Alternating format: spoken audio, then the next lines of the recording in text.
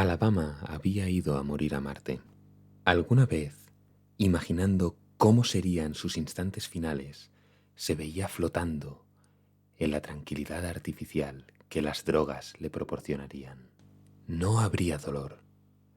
Estaría relativamente cómodo en su cabina, quizás ya sin movilidad, y tendría la conciencia tranquila al saber que su familia estaba disfrutando de una situación desahogada. Los visualizaría en Orbis, la isla flotante patrocinada por la entente eurorrusa, con vivienda propia y sin estar sujetos al racionamiento forzoso para la mayoría de la población de la Tierra continental. Recordó que tenía hambre. No se trataba de ganas de comer o necesidad de llevarse algo a la boca por sentir cierta debilidad. Era un apetito desmesurado, infinito, una sensación primaria que lo hacía aferrarse a la vida de cualquier manera y que le había hecho llegar a reconocer cada milímetro de las paredes de su estómago. La ventana, estrecha y larga, que recorría el muro izquierdo de la sala común, mostraba el arenal de la pradera marciana. Las formaciones rocosas encarnadas que les habían dado la bienvenida durante el amartizaje seguían en sus mismas posiciones, acechando desde la distancia, espectadoras del proceso de deterioro de la tripulación desde el otro lado de los cristales. Mirar por la ventana era como asomarse a sus propias vísceras, rojizas y yermas. El desierto estaba dentro de él, y sus entrañas no eran sino un páramo descolorido de materia orgánica en descomposición que le producía mal aliento y constantes espasmos abdominales. El panel LCD de recreo mostraba un musical, un género que ya no estaba de moda, pero que entusiasmaba a Alabama y lo único que conseguía calmar su hambruna. Además, le divertía ver sobreactuar a los actores cuando empezaban sus canciones en medio de la trama. A Tenerife no le gustaban, y cada vez que los programaba se pasaba un buen rato burlándose de él.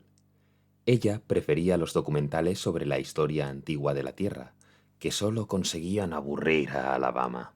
Se dirigió hacia la minúscula cocina de la sala común y llenó un par de cuencos con la sopa que esperaba entre trozos de carne en una pequeña cazuela de acero inoxidable. Los puso encima de la bandeja quirúrgica que había tomado prestada del laboratorio y añadió un vaso medio lleno de agua, canturreando la canción del número principal del musical. Entró en la cabina de Tenerife y la vio tumbada sobre su litera, con la espalda contra el cabecero, estudiando el techo corrugado. «¡Hora de almorzar!». Ella negó con la cabeza. «No seas cabezota. Tienes que comer». La voz de ella era un susurro enfermizo que no entendió. Él se sentó junto a ella con la bandeja sobre las rodillas, tomó uno de los cuencos y empezó a sorber la sopa. Tenerife se llamaba Ana, pero en la misión todos se conocían por la ciudad que los había visto nacer, aunque Alabama nunca había revelado su verdadero nombre y nadie había conseguido descubrirlo en los archivos del viaje. Cracovia presumía de haber iniciado la tradición, pero ninguno de ellos lo recordaba, a pesar de que insistía en que le reconocieran aquel honor. Cracovia, Crack, era ingeniero de algo, como la práctica totalidad de los miembros de la tripulación. También lo eran Tenerife, Alabama, Vorónezh, Caen y Uppsala. Pero Cracovia era además el jefe de la expedición, como a él le gustaba apuntar. Triste gloria, solía pensar Alabama. La cámara frigorífica no ha vuelto a dar problemas desde que reparé la fuga de gas. Creo que aguantará. Ella permanecía con la mirada perdida en lo alto. Llevaba varios días en aquel estado de somnolencia, abandonada a los delirios de una mente que ya no se encontraba en Marte, sino reparando paneles solares en una colonia con forma de criatura alada. Él terminó y arrimó el otro cuenco a la mujer, que apartó la cara. Insistió e inclinó el recipiente ligeramente a la altura de los labios, para que el líquido entrase en la boca. No tienes que comer los tropezones, pero necesitas beber el caldo para mantenerte fuerte. Has perdido mucho peso. Las lágrimas resbalaron por las mejillas de Tenerife y cayeron en el mismo cuenco. Alabama pensó que aquello era un desperdicio. Cazó con los dedos los tropezones que flotaban a la deriva y los engulló. Mientras masticaba, recorrió el cuerpo de la mujer.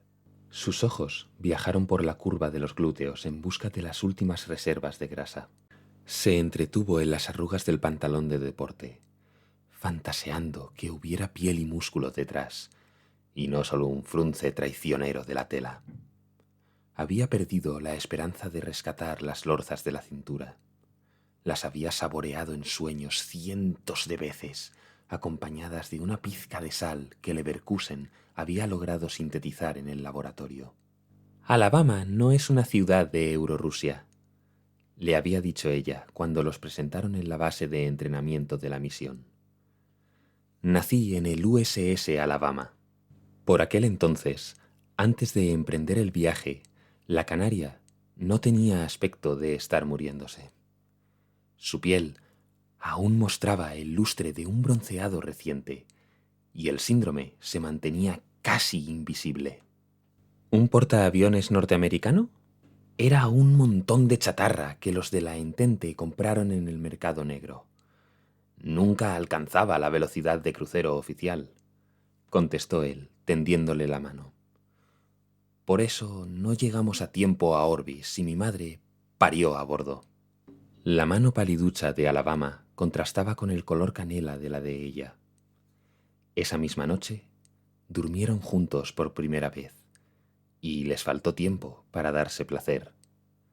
Tenerife no era guapa, ni siquiera atractiva. Tampoco podía decirse que fuera excesivamente simpática o inteligente. No llamaba la atención por ningún aspecto de su físico o de su personalidad, pero a él le volvía loco. Desde el instante en que la conoció, no volvió a acordarse de su mujer, y las imágenes de sus hijos se le presentaban en sueños, disociadas de las de su madre. Los sentimientos, al fin y al cabo, no eran más que el resultado perceptible de una reacción química a nivel molecular. A la canaria le habían detectado el síndrome en el consulado chino, cuando intentaba obtener un visado para llegar a Long, la colonia flotante china más próspera de la Tierra. Era una dolencia rara que afectaba únicamente a quienes habían seguido el programa masivo de entrenamiento espacial diseñado para preparar a los habitantes de las futuras colonias. Se desconocía su origen, aunque las investigaciones preliminares apuntaban a una mutación genética que, en las condiciones de gravedad artificial de las instalaciones espaciales de entrenamiento, desencadenaba una cascada fisiológica que producía la degeneración acelerada del organismo. La esperanza de vida era de 2 años terrestres desde la aparición de los primeros síntomas. La lotería de la muerte, la llamaban. Uppsala le había contado en su tosco ruso que se había hecho hipnotizar para poder sobrellevar la noticia. Tenerife nunca se creyó a la sueca, aunque Alabama sospechaba que simplemente sentía celos. Uppsala era alta, rubia, y tenía aspecto de poder correr triatlones todos los días. Había sido la primera en morir, y desde su desaparición el carácter de Tenerife se volvió agrio y distante con la mayoría, aunque seguía accediendo a acostarse con él. ¿Sabes qué significa Long? Alabama le apartó el pelo de la cara. Estaban tumbados en la litera de su cabina en las instalaciones de entrenamiento de la misión, solo un par de días antes de poner rumbo a Marte. Ni idea. Significa dragón. El diseño de la colonia china tiene esa forma. Las alas están formadas por millones de paneles solares. Yo iba a trabajar en el equipo que las mantiene y optimiza. La mirada de Tenerife bañaba de tristeza sus confidencias y contrastaba con su sonrisa forzada. Era un misterio la atracción que ejercía sobre él aquella mujer, que conseguía que olvidara a su familia, la misión y hasta su enfermedad. ¡Cómo la quería! Deseaba cada uno de sus huesos, ligamentos, tendones y nervios. Suspiraba por la grasa acumulada bajo la piel y sus pensamientos se perdían entre los pliegues de las entrañas que adivinaba en el abdomen. Lo que compartían ahora era mucho más profundo que el amor carnal que los había unido durante el entrenamiento. No se basaba en la atracción de sus personalidades, criaturas inestables que se inflamaban al capricho de las hormonas. El suyo era un vínculo básico que trascendía la volatilidad de los sentimientos. Era el lazo entre la captura y el depredador. ¿Acaso no era él más presa de sus carnes que cazador? Tenerife se removió en la litera cuando él la obligó a beber el caldo. Ya verás cómo te sentirás mucho mejor. La dejó sollozando, la barbilla caída y las manos atadas al cabecero de la cama para evitar que se provocara el vómito. Alabama volvió a la sala común donde prefería trabajar. La cabina de control le traía malos recuerdos desde que encontraron el cuerpo sin vida de Crack. Su desaparición había dejado un enorme vacío en la tripulación, que había tardado días en reaccionar y elegir un nuevo líder. El cargo recayó en Rodas, uno de los dos médicos. El griego nunca había sido muy parlanchín, sobre todo porque sus conocimientos de ruso eran muy limitados, pero desde que fuera designado responsable máximo, su mutismo había aumentado. Lo cierto es que ninguno hablaba mucho desde su milagrosa curación, poco después del amartizaje. Había sido el propio Rodas el que convocó una reunión de urgencia para revelarles la razón por la cual los síntomas de su dolencia habían desaparecido. «Estamos limpios», les había comunicado con los ojos empañados. Nadie supo qué decir después de aquellas palabras, ni siquiera Crack. Un problema en la expedición de las medicinas que paliaban los efectos del síndrome llevó a Rodas a descubrirlo. Nunca habían estado enfermos. En la pantalla, una actriz con un sombrero emplumado de color violeta se desgañitaba en un número musical. El ansia reptaba por el esófago de Alabama y le tiraba la lengua que quería doblarse hacia atrás para engullirse a sí misma. Alabama se puso a tararear la canción para controlarse y así poder realizar las comprobaciones rutinarias de los sistemas de mantenimiento. Todo estaba en orden, exactamente igual que cada día que había pasado sobre la superficie marciana. De eso hacía 1 año y medio terrestre. La Entente los había engañado, haciéndoles creer que padecían una dolencia que no existía, medicándolos para provocarles los síntomas. A Alabama, la mentira de la Entente le importaba una mierda, igual que en su día lo hizo el origen de su enfermedad. Lo verdaderamente importante era su futuro. Tenía el interior de la boca cubierto de llagas que habían comenzado a sangrar.